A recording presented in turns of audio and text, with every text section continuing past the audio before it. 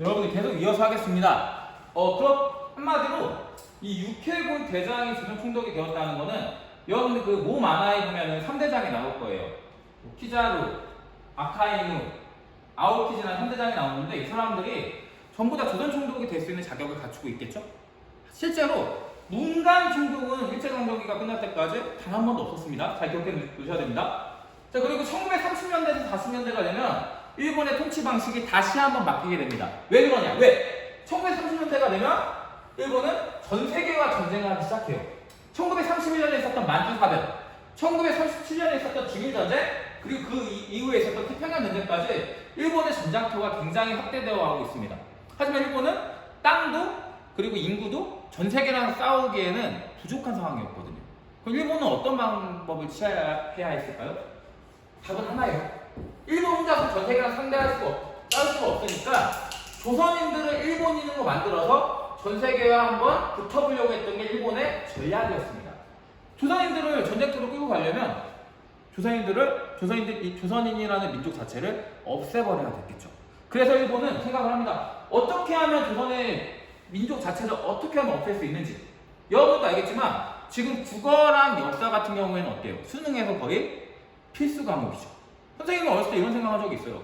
아, 국어? 한국인이면 한국말 다 하고 모르는 게 없는데 왜 국어가 수능 필수일까? 그리고 국어 왜 이렇게 어려워라는 생각을 했었어요. 그리고 역사?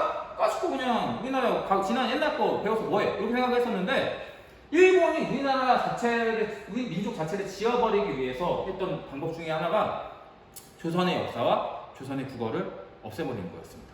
그만큼 국어랑 역사가 굉장히 중요한 과목이라고 할 수 있습니다, 여러분들. 선생님 이거 국뽕 아닙니다. 그리고 선생님 과목 위주 얘기 아닙니다. 진짜 중요합니다. 자, 그래서 일본은 조선어와 조선 역사를 금지시켜버립니다. 그럼 이제부터 1930년대부터 40년대까지 국어랑 국사가 나올 거예요. 그럼 여러분들 이때 국어랑 국사는 뭐예요? 일본어와 일본사가 바로 국어와 국사가 되는 거예요, 이제부터는. 즉 조선어와 조선 역사를 금지시키고 또 하나는 창씨 개명이라는 걸 했습니다. 이게 뭐냐? 우리나라에 뭐 예를 들어서 뭐 최동석, 박효진, 갑자기 생각나는 이름이 없네. 넘어가겠습니다. 그런 이름들을 이제 어떻게 바꾸는 거예요? 일본식으로 바꾸는 겁니다. 뭐 나카무라 채, 뭐 다나카 초, 뭐 이런 식으로 일본식으로 바꾸는 거예요. 즉 우리의 역사와 글뿐만 아니라 이름까지도 일본식으로 바꾸려고 했던 게 일본인이었습니다. 그리고 또 한 가지는 뭐 한국 시민사라고 있어요.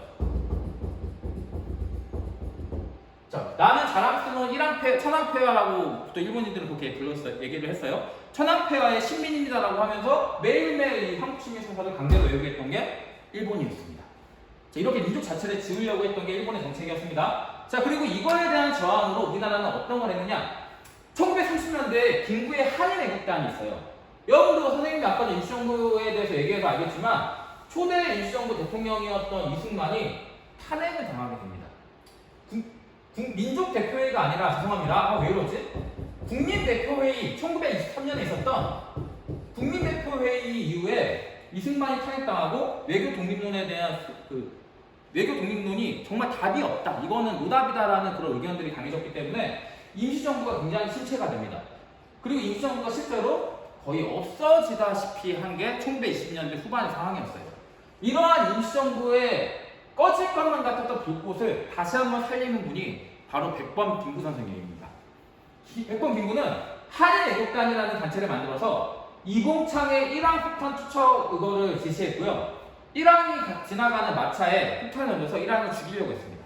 하지만 애석하게도 폭탄이 불발이 나서 의거는 실패하게 됩니다. 그리고 또 한 가지는 윤봉길 의사가 상하이 훈코 공원에 폭탄을 던져서 시라카와나 시게미스 마모루와 같은 일본의 고위 장군과 그리고 고위 관료들을 죽이거나 부상을 입힙니다.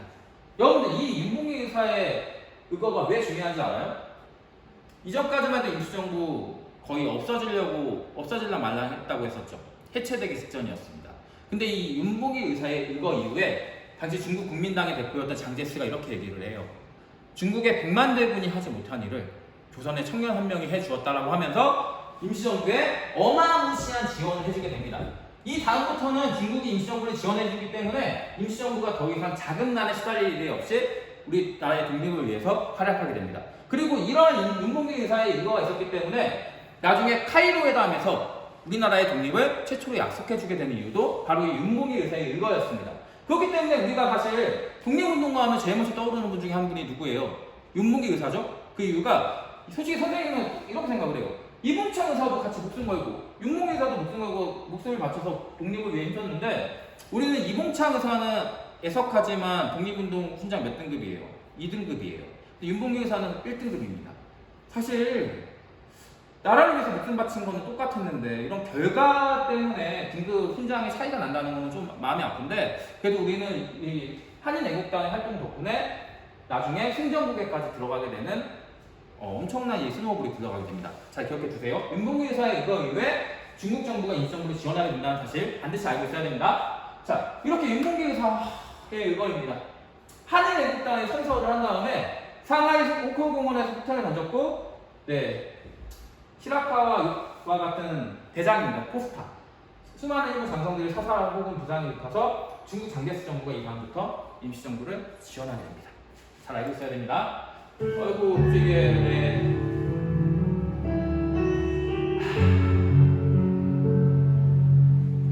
저번 시간에 선생님이 장면을 보고 울컥했는데 또 영상 편집을 좀 잘못했는 것 같아요. 우리 역사 동아리 친구들 코로나가 좀 잠잠해지면 2학기 때는 선생님하고 같이 3.2.3묘역에 가서 윤봉길 의사, 이봉창 의사, 백정기 의사, 김구 선생님에게 참배를 한번 드리는 시간을 갖도록 할 거예요. 넘어가겠습니다. 자, 그런 다음에 우리나라는 드디어 1945년 8월 15일 날 강복되게 됩니다. 자, 여러분들, 우리나라는 사실은 OSS 작전도 준비를 했었고, 한국 강복군도 조직돼서 일본에게 선전포고도 하고, 일본과 맞싸울 준비를 했지만, 안타깝지만 우리나라 그 OSS가 국내로 진공하기 바로 직전에, 일본이 히로시마의 한 방, 나가사키의 한 방 원자폭탄을 인류 최초로 맞으면서 무조건 항복하게 됩니다. 참고로 히로시마에 떨어졌던 원자폭탄의 이름은 작은 소년이었어요. TLE. 자, 리틀 보이가 히로시마에 인류 최초로 떨어지게 되었고, 그리고 나가사키에는 맞나? 팬맨이라는 뚱뚱한 남자가 떨어지게 됩니다. 이 원자폭탄을 2대 두드려 맞고 3번째, 4번째, 5번째까지 맞으면 도저히 답이 없을 거를 미리 파악한 일본의 정부가, 일본의 일왕이 45년 8월 13일 무조건 항복하게 됩니다. 이러한 일본 항복 덕에 우리는 1945년 8월 15일 독립이 되게 됩니다. 자, 우리나라는 이미 국제사회에서 독립을 약속받았어요. 언제 약속받았습니까, 여러분들?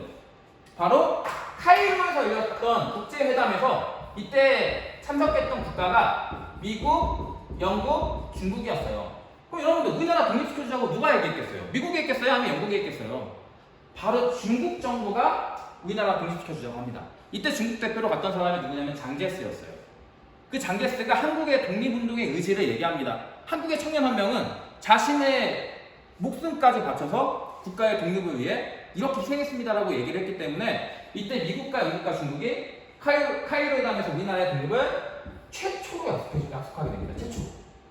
한국 앞으로 어떻게 할 거냐? 2차 대전 끝나면 어떻게 할 거라고 물어봤을 때 한반도는 독립을 시켜주자라고 약속을 하는 거예요. 하지만 이게 좀 안타깝습니다. 언제 독립시켜줄 거냐에 대한 내용이 있었어요? 없었어요? 없었습니다. 그 한반도는 언제 독립시켜줄 건데? 언제? 인듀 코스에. 이게 무슨 뜻이라고 했어요? 적절한 시기에 독립시켜주겠다라고 약속을 하게 돼요. 이때 이런 조항을 달았어야 했어요.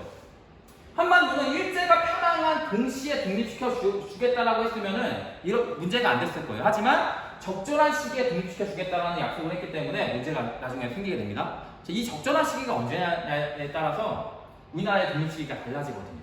이런 거랑 똑같다고 얘기했어요, 선생님이. 여러분들, 아버지가 이렇게 얘기하는 거예요. 여러분들, 컴퓨터 사줄게요. 언제요? 했는데 아버지가 이러는 거예요. 인듀 코스에. 언제? 그러면 고등학교 졸업하고 대학교 졸업하고 군대 갔다 와서 취업해서 언제라고 얘기하지 않았고 적절한 시기에 사주겠대요. 그럼 여러분들 이거 미칠 노릇이죠? 이거 마찬가지예요. 우리나라의 독립을 약속하긴 했지만 언제 독립시킬지는 모르는 거예요. 인듀 코스니까. 자, 그렇기 때문에 우리나라가 독립된, 우리나라 일본이 패망한 이후에 남쪽에는 미군정이 들어오고 북쪽에는 소련이 들어와서 남과 북이 이제 대립하게 됩니다. 자, 당연히 미국은 일본을 무력화시키고 바로 이제 한반도로 들어오게 되고, 그리고 소련은 중국 쪽에 있었던 일본군을 무장해제시키면서 위쪽을 통해서 이제 소비에트 사회주의 연방이 들어오게 됩니다. 자, 그러고 나서 이제 미군정과 소련이 대치하게 되는 상황이 발생하게 돼요. 이 다음에 어떤 일이 있었나요, 여러분들? 자, 그리고 나서 한반도 문제에 대해서 어떻게 할 것이냐? 지금이 인류 코스냐? 지금 독립시켜 줄 거냐라고, 아니면 나중에 시켜줄 거냐에 대해 논의하기 위해서 열린 게 바로 이 모스크바에서 열린 모스크바 3상회의였습니다. 3상이라는 건 뭐냐면 삼국의 외상이라는 뜻이에요, 외상. 그래서 외상은 뭐 이제 술 같은 거 사먹고 나중에 돈 줄게 요가 아니라 외무 정상이라는 뜻이에요. 지금의 외교부 장관을 얘기하겠죠? 자, 그래서 이 외상회의가 열렸고 미국, 소련, 영국, 삼국이 참가했습니다. 그리고 나서 결정하게 됩니다. 우리가 인류 코스라고 했는데 한반도는 아직까지 독립할 준비가 안 되어 있는 것 같아. 얘네 정치도 미흡하고 뭐 제대로 된 조직이나 단체 같은 것도 없기 때문에 최고 5년의 신탁 통치를 해야지 얘네가 이제 국가 부실을 할 수 있을 것 같아라고 결정을 내리게 돼요. 최장 5년의 신탁 통치가 결정되게 됩니다. 그런 다음에 열린 게 이 최장 5년의 신탁 통치를 위해서 열린 게 미소공동위원회였습니다. 근데 나중에 미소공동위원회는 결렬됩니다. 왜 결렬되는지는 아시죠? 미국 측 입장과 소련 측 입장이 합의가 되지 않았기 때문에 그래요. 미국은 모스크바 3상회의 결정, 즉 신탁 통치 여부의 결정과 상관없이 모든 정당이 이 임시정부를 구성하는 데 참여해야 된다고 얘기를 했고, 소련은 모스크바 3상회의에 즉 신탁 통치에 찬성하는 세력만 임시정부 수립에 참여를 해야 된다고 얘기했어요. 이 미국과 소련의 의견차 때문에 결국 미소공동위원회는 결렬됩니다. 자, 이렇게 적어볼게요. 미소 의견차 때문에. 자, 이렇게 모스크바 3상회의 이후에 열린 미소공동위원회가 결렬되고 한반도 문제는 말 그대로 답이 없어져요. 그래서 한반도 문제를 누가 정립니까? 네, 유엔에서 결정하기로 합니다. 하지만 유엔도 한반도 문제에 대해서 답을 내릴 수가 없었어요. 왜? 총선거를 위해서 한반도에 유엔이 들어오게 되는데 북한은 거절하고 남한은 환영했다 그랬죠? 왜? 북한보다 남한이 인구가 많으니까 총선거를 하면 남한이 무조건 개이득이었거든요. 여기서 개이득이라는 거는 남한 위주로 정부가 구성된다는 거예요. 자, 결국 유엔도 실패하게 되고 결국 유엔에서는 선거 가능한 지역에서만 총선거를 하라고 결정하게 됩니다. 여기서 선거 가능한 지역은 어디만이었습니까? 북한에서는 유엔의 입국을 거부했기 때문에 이 선거 가능한 지역이라고 하면은 올리 남한이었습니다. 자, 우리나라는 이렇게 유엔에서 선거 가능한 지역에서만 총선거를 결정한 이후에 남한과 북한이 완전히 분단된 위기에 처하게 돼요.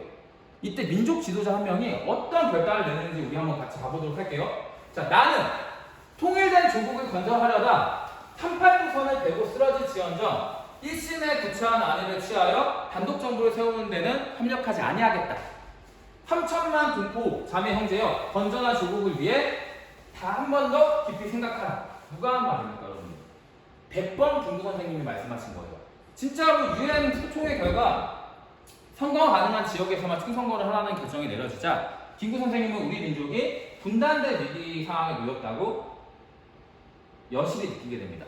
그리고 나서 이 3천만 동포에게 의구함이라는 글을 발표한 다음에 바로 북한으로 건너가서 남북협상을 시도하세요. 북한의 김일성과 만나서 담판을 짚고 오겠다고 하십니다. 하지만 결국 남북협상 어떻게 됩니까? 남북협상 결과적으로 실패합니다. 왜? 북한은 북한 나름대로 북한 정부 구성하려고 했었고 남한은 이미 5.10 총선거 준비하고 있었고, 근데 김구 선생님이 아무리 3천만 동포에게 의구하고, 여기서 의구라는 거는 울면서 빈다는 뜻이에요. 의구하든 뭐하든 이미 분단의 기정사실이 되어 있었던 거예요. 자, 그래서 결국 남북협상을 실패하게 되고, 그럼 다섯 개 치세요.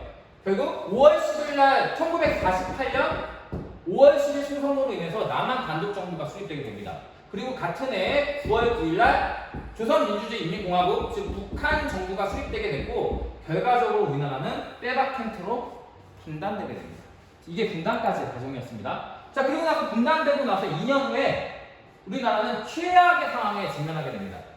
이전까지만 해도 그 일본의 히로시마랑 나가사키에 떨어졌던 원자폭탄 기억하시죠? 그 원자폭탄을 가지고 있었던 나라는 미국밖에 없었어요. 근데 1949년에 드디어 소련이 핵 개발에 성공하게 됩니다. 이제는 여차하면은 이제 미국이 막 압박을 하면은 소련도 핵이 있으니까 큰 소리를 칠 수 있게 된 거예요. 자, 그리고 이렇게 핵 개발에 소련이 성공했기 때문에 북한이 기습으로 남한으로 쳐들어가게 됩니다. 북한의 기습 남침이 1950년 6월 25일 새벽에 있었습니다. 그리고 수도인 서울은 단 3일 만에 함락당해요. 여러분들 이게 왜 함락당하는지 혹시 아세요? 답은 간단해요. 볼게요. 자, 이게 바로 T-34 탱크입니다. 소련이 만들어낸 탱크인데 2차 대전 때 독일 무적의 전차군단과 싸워서 독일의 전차군단을 밀어붙인 게 바로 이 소련의 T-34 탱크였어요. 여러분 탱크가 왜 탱크입니까? 이 탱크 못 막아요. 이 탱크는 기관총으로도 막을 수가 없고 대포로도 막을 수가 없어요. 이 탱크를 막을 수 있는 방법은 두 가지예요. 하나는 대전차 지뢰를 통해서 이 안에 선생님이 나중에 예전에 군대에서 운전병이었거든요. 이렇게 단단해 보이는 탱크도 이 탱크 밑에 보이는 기계 부품이 굉장히 약해요. 이 아래쪽에 대전차 지뢰를 넣어서 탱크를 폭파시켜버리면은 답이 없거든요. 근데 남한 대전차 지뢰 없었습니다. 또 한 가지 방법은 전투기를 통해서 공중에서 탱크를 폭격하는 방법이에요. 이거 전투기예요, 여러분들. 이렇게 되면은 탱크 안에는 사람이 타고 있죠. 사람의 고열에 의해서 녹아버립니다. 이렇게 탱크를 막아야 되는데 남한은 전투기도 없고 그리고 대전차 지뢰도 하나도 없었어요. 그러다 보니까 이 탱크를 막을 수가 있어요, 없어요? 못 막죠. 더군다나 242대나 지원해줬는데 엄청난 숫자의 탱크를 지원해준 겁니다. 남한은 심지어 탱크도 한 대 없었어요.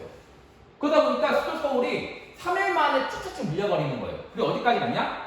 바로 이 낙동강 방어선을 제외하고는 모든 전 영토가 북한에 의해서 장악당하게 됩니다. 그럼 여러분들, 우리나라 남한은 왜 낙동강이었을까요? 잘 생각해보세요. 이 낙동강을 제외하고는 모두 다 북한에게 먹혔는데 낙동강을 왜 못 넘어왔는지 알아요? 네, 간단합니다. 북한군의 주력 전차는 탱크였죠. 근데 탱크는 당을 넘기가 쉽지가 않아요. 그렇기 때문에 국군과 대한민국 정부는 이 낙동강 방어선을 위주로 북한군의 침략에 속된 말로 이건 좀 그런데? 네. 아무튼 버티고 있었습니다. 존중안에 버티고 있었어요. 이렇게 버티고 있는데 그때 누가 참전을 결정하느냐? 바로 유엔군이 참전을 결정하게 됩니다. 이 유엔군 사령관이 이 사람 보이죠? 더글라스 메가더예요. 근데 이 메가더가 처음에 미국 의회에 이런 얘기를 했다고 합니다. 지금 한반도는 답이 없습니다. 왜? T-34 탱크는 무적이야. 이거 못 막아. 이길 수가 없어. 뚫을 수가 없어. 근데 메가더한테 처음에 미국 의회가 이렇게 명령을 내려요. 부산에 상륙해가지고 이 상륙한 유엔군을 가지고 북쪽으로 밀어붙이라는 명령을 하게 돼요. 근데 이때 메가더가 유명한 얘기를 하잖아요. 만약에 당신들이 지금 부산에 상륙해서 낙동강 전선을 뚫으라고 하는데 이거는 내 부하들에게 휘발유를 몸에 들이붓고 물구덩이 속에 들어가게 하는 거랑 똑같다. 나는 부하들의 개죽음 시킬 수 없다라고 얘기해요. 그러면서 한반도에 이렇게 얘기합니다. 한반도에 전술핵을 쌓아야 한다라고 얘기해요. 핵. 한반도에 핵 공격을 해야 한다라고 얘기를 하면서 나는 부산을 통해서 낙동강을 갈 수 없다라고 얘기해요. 그때 미국 의회는 메가더한테 뭐라고 했을까요? 크레이지 가이라고 합니다. 크레이지 보이. 미친놈이라고 해요, 한마디로. 자, 왜? 만약에 미국이 여기다 전술핵 쏘죠. 그러면은 소련도 핵을 가지고 있기 때문에 소련도 한반도에 핵을 쓸 수 있어요. 그러면 뭐가 시작되겠어요? 핵전쟁이 시작되겠죠. 3차 대전이 일어나서 인류가 멸망할 수도 있었기 때문에 메가더에게 크레이지 보이가 온 겁니다. 자, 그리고 메가더는 이제 답이 없어요. 부산으로 들어가자니 개죽음이고 그러다가 명령을 전술핵을 쏘자니 못 쏘고 명령을 이행하지 않으면 군법에 의해서 처벌받고 그때 선택한 방법이 뭐였습니까, 여러분들? 바로 이 인천에 상륙하는 작전이었어요. 인천 상륙작전을 그렇게 해서 결정하게 되는 겁니다. 여러분들 인천 상륙작전 하면 어떻게 돼요? 인천을 장악하게 되면 지금 이 낙동강 방어선에 북한군의 모든 부대가 다 와 있단 말이에요. 전쟁에서 제일 중요한 것 중에 하나가 보급입니다. 근데 만약에 인천을 장악하게 되면 낙동강 방어선으로 들어가는 북한군의 보급을 철저하게 차단할 수가 있어요. 결과적으로 어떻게 되냐? 결국 이 메가더 장군의 인천 상륙작전 105개. 자, 인천 상륙작전은 완벽하게 성공하게 되었고 결과적으로 서울을 탈환한 것도 모자라서 북한에 쏘였던 평양까지 진격하게 됩니다. 우리나라는 이때 어디까지 가냐면 압록강 위주까지 이쪽까지 갔다 그래요. 이때 우리나라는 통일을 앞두고 있었습니다. 근데 이때 누가 등장하게 됩니까? 여러분들 딱 봐도 보이세요? 머리수가 엄청나게 많죠? 자, 이것도 보일 거예요. 이 끝도 없는 병사들의 행렬이 바로 중국 공산군, 중공군입니다. 우리나라는 통일을 눈앞에 두고 있었는데 바로 이 중공군의 개입 때문에 1월 4일 혼남에서 철수하게 되었고 결과적으로 1957년 7월 27일 날 아무런 성과가 없었던 이 전쟁은 결국 휴전으로 끝을 맺게 됩니다. 이게 한국전쟁이었습니다. 자, 안타깝죠?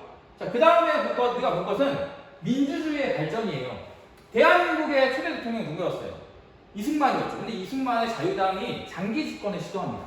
그 장기 집권을 시도했던 게 바로 이 3.15 부정선거예요. 3월 15일에 있었던 부정선거인데 이거 같은 경우에 되게 공포스러워요.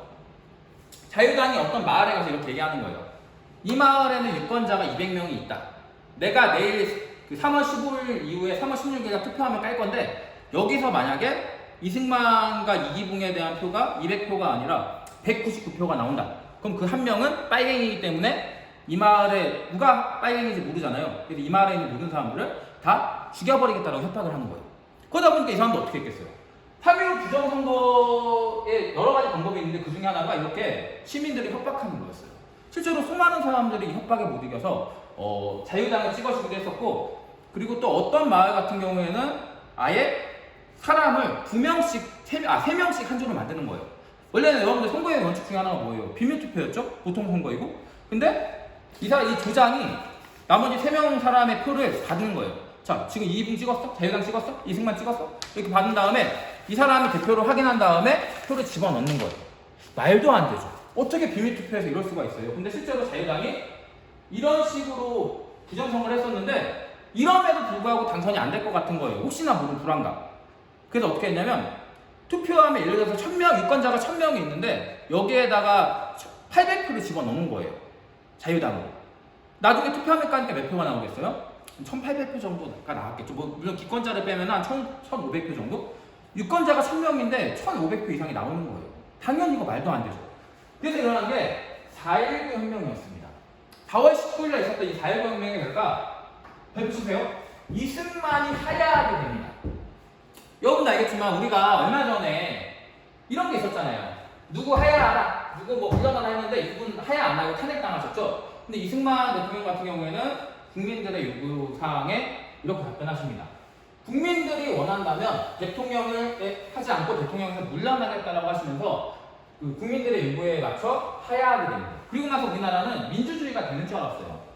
민주주의의 봄이 있었는데 이 민주주의의 봄을 군합발로 짓밟은 게 박정희의 5.16 군사정변이었습니다.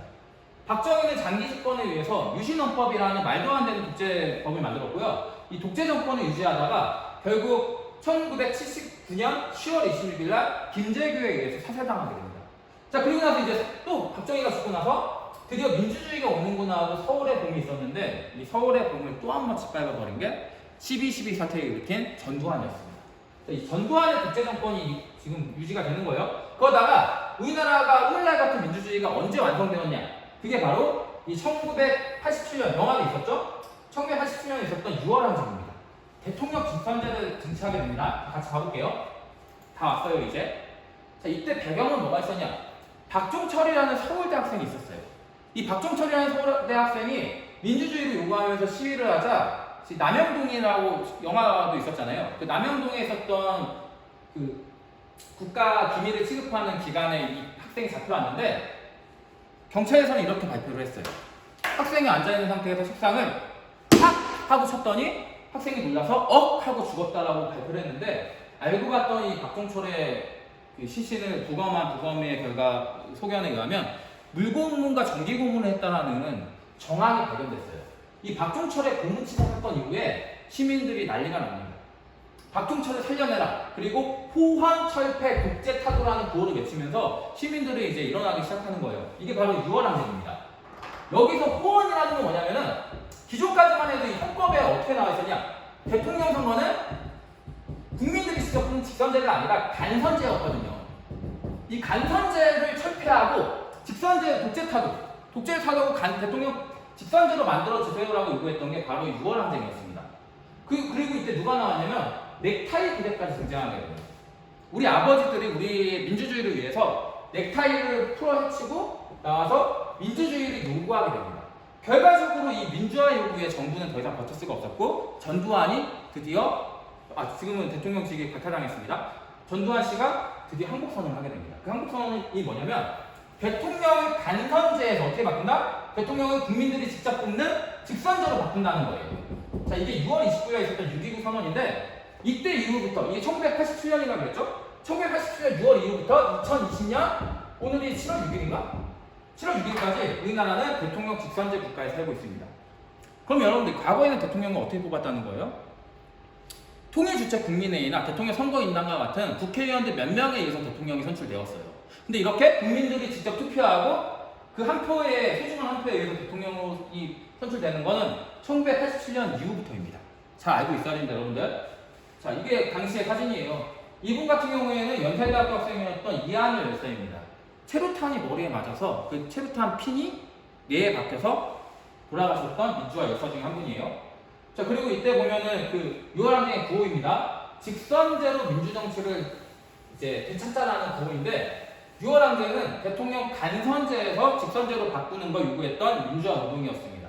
여기까지 여러분들 너무 고생했고, 너무 고생했고 시험 다들 잘 보시길 기원하겠습니다. 그리고 역사 노트 좀 내주세요. 역사 노트는 여러분들 월요일에 학교 오면은 반장이 걷어서 1반부터 8반까지 반장이 걷어서 선생님한테 갖다 주면은 포트폴리오 점수로 채점하도록 하겠습니다. 다들 고생했습니다.